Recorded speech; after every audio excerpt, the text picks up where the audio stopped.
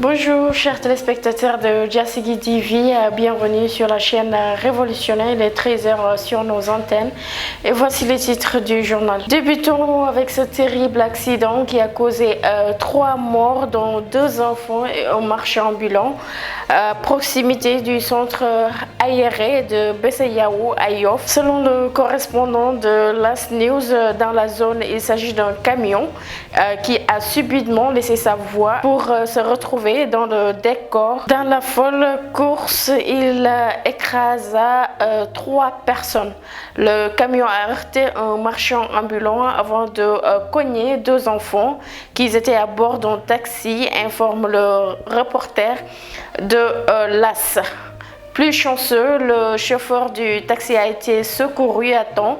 Le bilan total est de 3 morts, 5 blessés, dont dans un cas grave. Après Ndingler, un autre bradage du foncier à Sindia, c'est le journal des Échos qui en fait part. Dans sa parution du jour, selon nos confrères, 556 hectares ont été soutirés de la forêt classée de Banja sous prétexte du projet de logements sociaux de l'État, puis Lotis est mise en vente à Kignambour.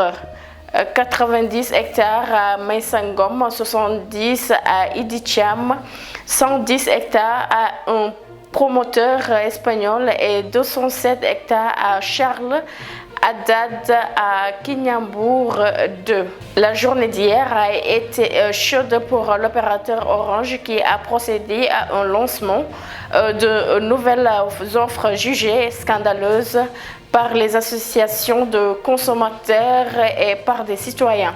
Momar Ndao de l'Ascosen a dénoncé cette offre sur sa page Facebook. Ce coup de jarnac d'Orange est inacceptable pour une société qui fait plus de 3 milliards 200 millions par jour, s'est exclamé le président de l'Ascosen, l'ancien parlementaire Cheikh Oumar Sy est allé plus loin dans la critique. Propagation du coronavirus au Sénégal, la faute imputable à la nouvelle stratégie du ministère de la Santé, selon Dr Kani Touré-Kairé. Walf Quotidien, au dernier bilan mensuel, le ministère de la Santé a décidé de ne tester que les personnes symptomatiques.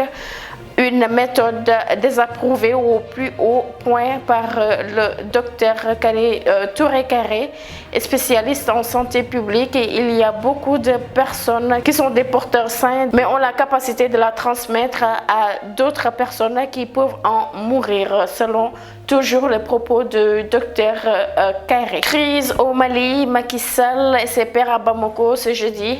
Les chefs d'État, Macky Sall du Sénégal, Bouhari du Nigeria, Alassane Ouattara de la Côte d'Ivoire, Nana Akufo-Addo et du Nigérien Mamadou Issoufou sont attendus à Bamako ce jeudi. Cette délégation sera appuyée par le président de la commission de la CEDEAO, l'Ivoirien Jean-Claude Kassibrou, et par l'ancien président nigérien Jonathan Goodluck.